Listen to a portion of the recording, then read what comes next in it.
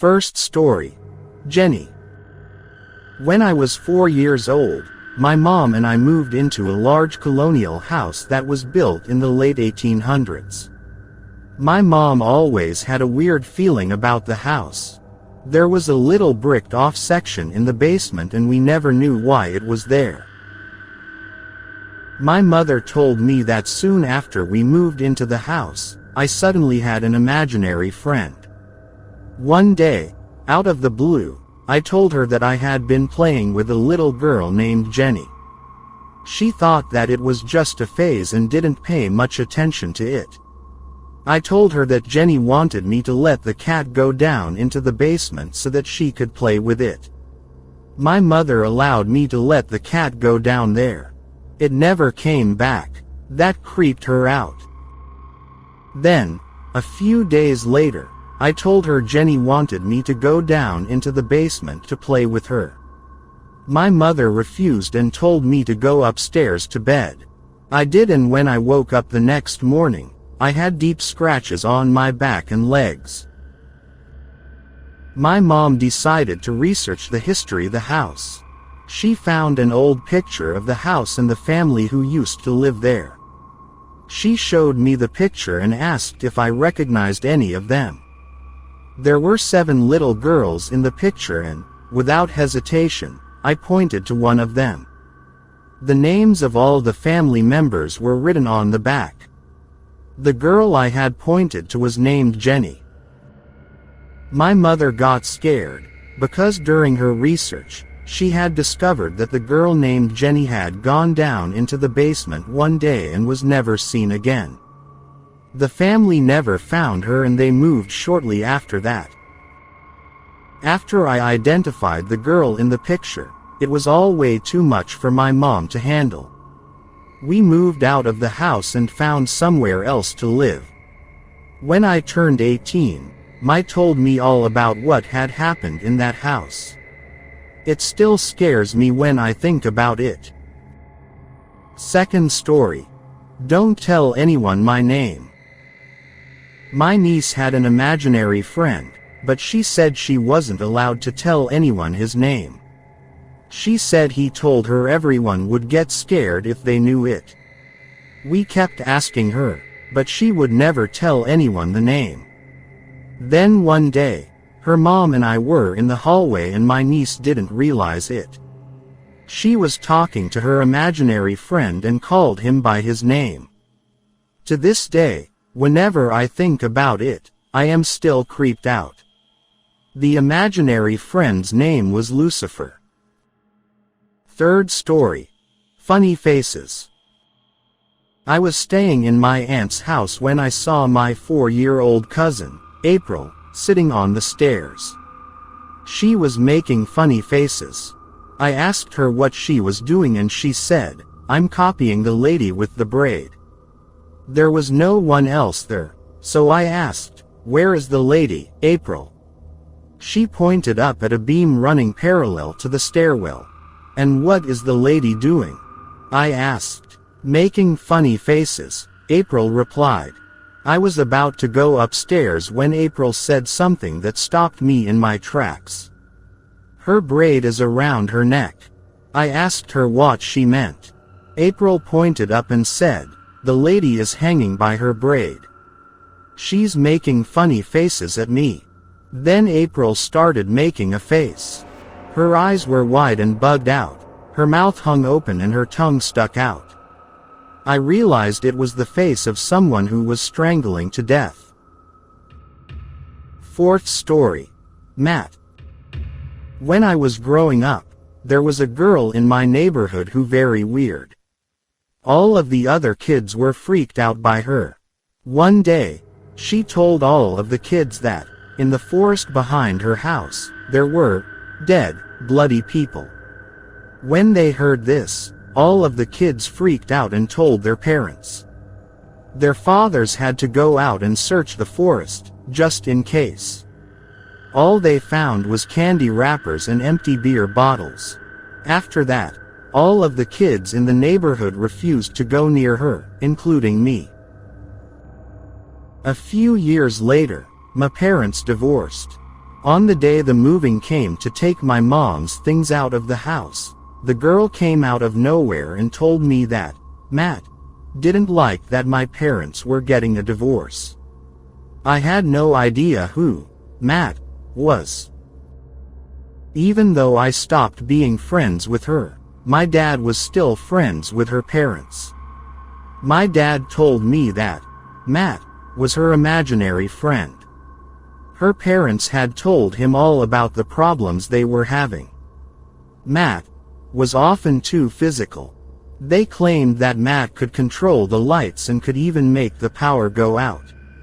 They said Matt also knocked on doors at night. If he was ignored, the banging on the doors would start. A few years later, my dad decided that he would invite the girl and her parents over to our house. I was begging my dad not to do this, but he said it would be nice to catch up with them. When they came over that night, my dad told me to entertain the girl. I brought her up to my bedroom and she seemed to be acting normal. She even told me how nice my room was. However, I was still creeped out by her. She just sat down in the middle of the floor while I tried to put a movie on the DVD player. All of a sudden, out of nowhere, in the most deadpan voice, she said, "Matt's here." At that exact moment, the lights began to flicker on and off. I got so scared, I ran out of my room, crying in fear. Her parents came running up the stairs, dragged their daughter out of my room and took her home. For weeks afterwards, I refused to sleep in my bedroom. I haven't heard much from that family ever since then. I heard that Matt still controlled the lights, but I don't know if he is still around. To this day, whenever the lights begin flickering or a bulb blows, it still freaks me out. Fifth story. The Dead Boy. My boyfriend is a homicide detective, and a couple of years ago, he was investigating the murder of a little boy. They still hadn't found the body. The mother of the little boy broke down and admitted she had killed him and hid his body under their old trailer. When the police went out to search the trailer, they found there was a new family living in it. The family said their son had an imaginary friend who lived under the trailer and would come up to see him. The cops found the body of the dead boy just under his room. Sixth story. Kelly. When my daughter was 3, she had an imaginary friend named Kelly who lived in her closet. She said Kelly played with her and sat in a little rocking chair while she slept. 2 years later, we were watching a horror movie and my daughter said, "That looks like Kelly." "Kelly who?"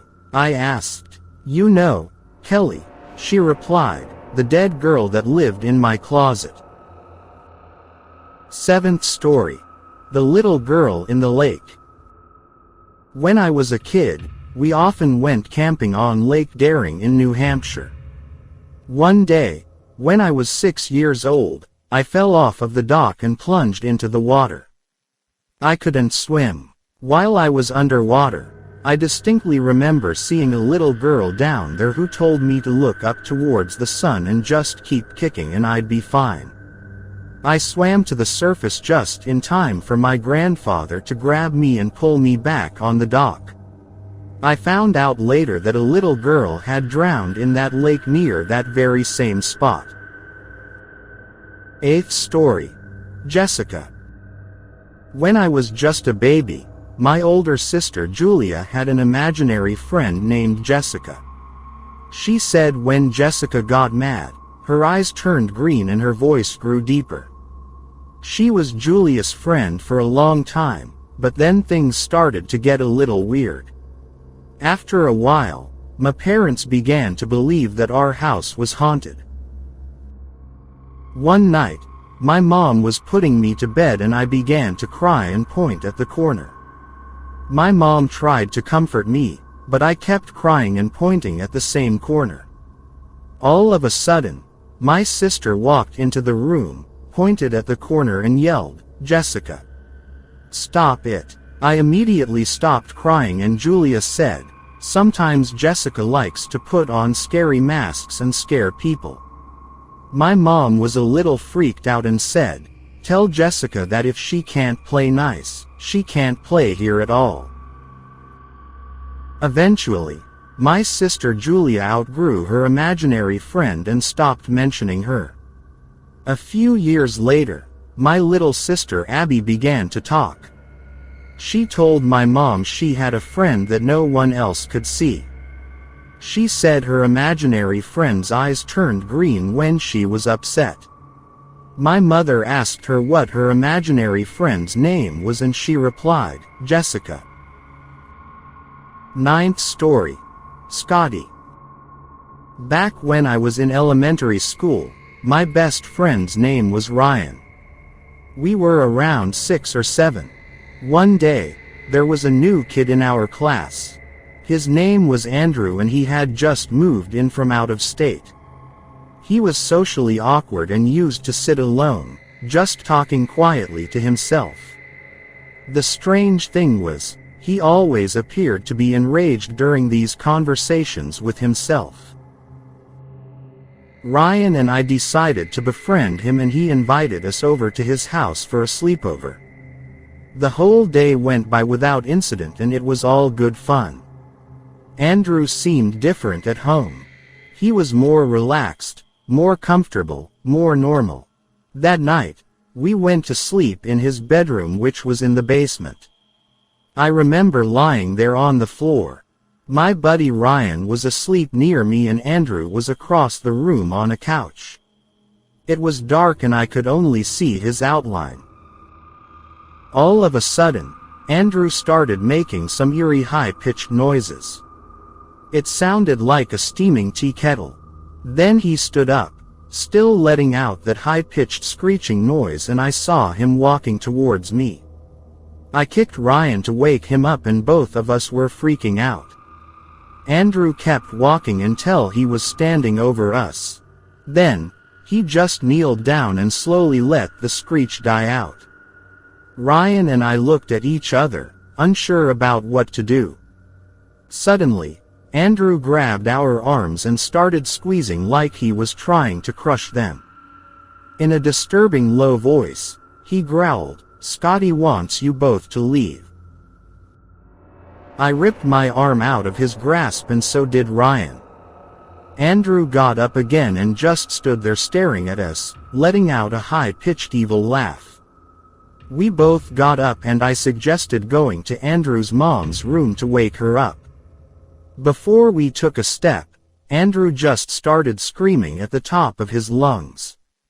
His mom came sprinting down the stairs and turned all of the lights on.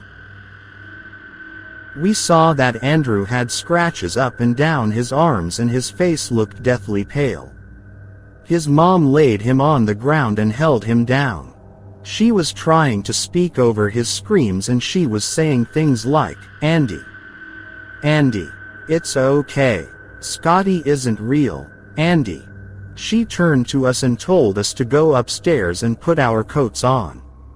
She was going to take us home. For a couple of weeks after that, we didn't talk to Andrew at school. Eventually, we asked him about it and he said, "It's okay now. You won't see Scotty anymore. No one will." Needless to say, that was the end of that and we never talked to him again. He ended up getting removed from my school because he attacked a kid with a tree branch at recess. 10th story. George. We were watching a scary movie when my nephew looked up and said, "What's George doing on TV?" I asked him what he meant and he said, "That boy on TV looks like George." I asked him who George was and he replied, "He lives above my bed every night when the lights are off and talks to me but I can't hear him."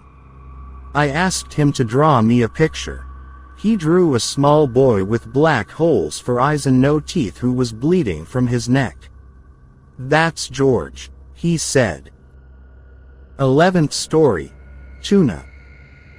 My little brother had an imaginary friend named Tuna. He said she was the size of a thimble. When he stopped mentioning her, we asked him what had happened to her. He said he ate her. 12th story. The Evil. My daughter had some imaginary friends for a couple years named Dodo, Ghana and the Evil. They just sort of appeared out of nowhere when she was almost 3 years old. It started with Dodo and Ghana. Then a few months later she came up to me with a creepy, expressionless face, told me, "The Evil is coming over today," and just walked away. It turned out that the Evil was actually a nice imaginary friend. She just had an unfortunate name.